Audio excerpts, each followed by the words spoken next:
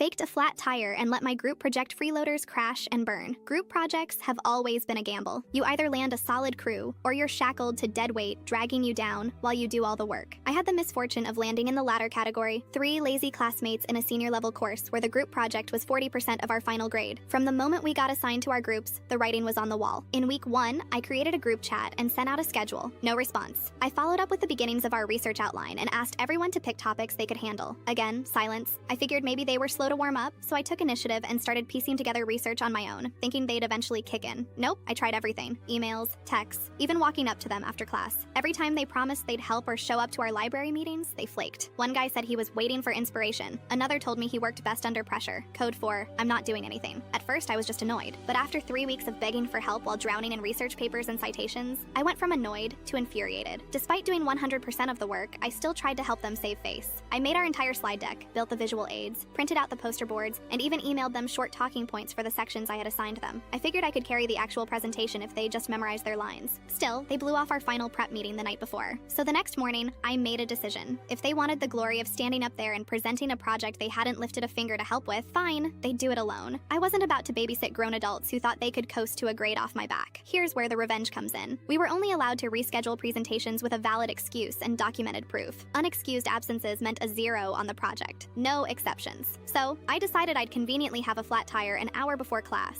I lived out of town, so this wasn't hard to fake. I went to a local junkyard, bought the cheapest beat-up used tire they had, got a receipt and everything, took some photos of it in the backseat of my car, and emailed my professor saying I'd had a blowout on the way to campus and was waiting on roadside assistance. I attached the receipt and photos. He replied kindly, saying I could do a solo presentation during his office hours later that week. Then I sat back and waited for the show to implode. The aftermath was better than I imagined. One of the group members emailed me later that day in a panic asking where I was. I told them to check with the professor. A friend of mine in class told me the group froze during the presentation. One girl tried to read off the slides and got cut off by the professor. Another tried to pass my talking points off as their own but couldn't answer any follow-up questions. They stumbled, stuttered, and ultimately admitted that I was the one who did the project. The professor was apparently unimpressed. Not only did they likely fail the project, but considering their low grades in the class already, it might have cost them their entire semester. Meanwhile, I presented one-on-one during office hours. Since I knew the material inside and out because I wrote the entire thing, I crushed it, got full marks. A few weeks later, the professor emailed me privately and said he appreciated my honesty and how I handled the situation. He didn't get into detail, but I suspect he may have spoken to them about academic integrity, or at least gave them a rude awakening.